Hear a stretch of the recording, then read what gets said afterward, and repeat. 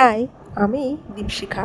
আর আমার একটা নতুন ভিডিওতে তোমাদের সবাইকে ওয়েলকাম। আশা করছি তোমরা সবাই ভালো আছো, আর আমিও ভালো আছি। দেখো, সকালবেলা ঘুম থেকে উঠে পড়লাম, আর ঘুম থেকে উঠে সবার ফার্স্ট যেটা কাজ আবার গাছে জল দেওয়া, সেটাই করে নিলাম। তারপর ও দেখো বৃষ্টি মাথায় করে বেরিয়ে পড়েছে ডিউটির উদ্দেশ্যে। আজকে জানো তো সারাটা দিনই প্রায় বৃষ্টি হচ্ছে, আর ও যখন ডিউটি বেরোবে সেই সময় থেকেই প্রায় বৃষ্টিটা শুরু হয়েছে। যাই হোক, ও তো এদিকে ডিউটি চলে গেল, আর আমি এদিকে চলে এলাম রান্নাঘরে।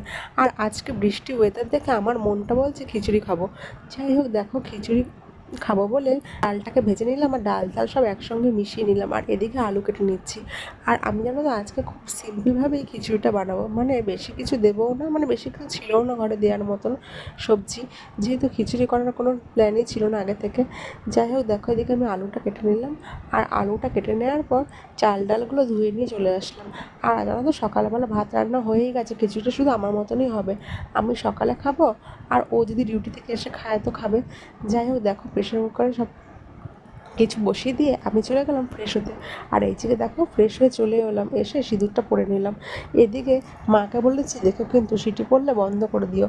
দেখো, স্নান করে এসে দেখছি কি সুন্দর সেদ্ধ হয়ে গেছে। তারপরে কড়াইটা বসিয়ে দিলাম, আর দিয়ে দিলাম তেজপাতা লঙ্কা, মানে ফোড়ন দেওয়ার জন্য।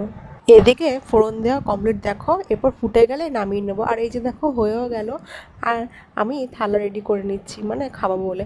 আর জানো তো মা আমার জন্য মাছ ভেজে রেখেছিল শুকনো লঙ্কা দিয়ে ঝাল ঝাল করে। আর যদিও বা খিচুড়ি আমার শুধুই ভালো লাগে, এমনি কোনো কিছু না হলেও চলে, কিন্তু মা বললো মাছ ভাজা দিয়ে খাওয়া, দেখো ভালো লাগবে। দিয়ে তারপর আমি খেতে বসে পড়লাম, আর খেয়ে চলে এলাম ওপরে। আজকের জন্য এটুকুই, টাটা, দেখা হচ্ছে নেক্সট কোনো ভিডিওতে।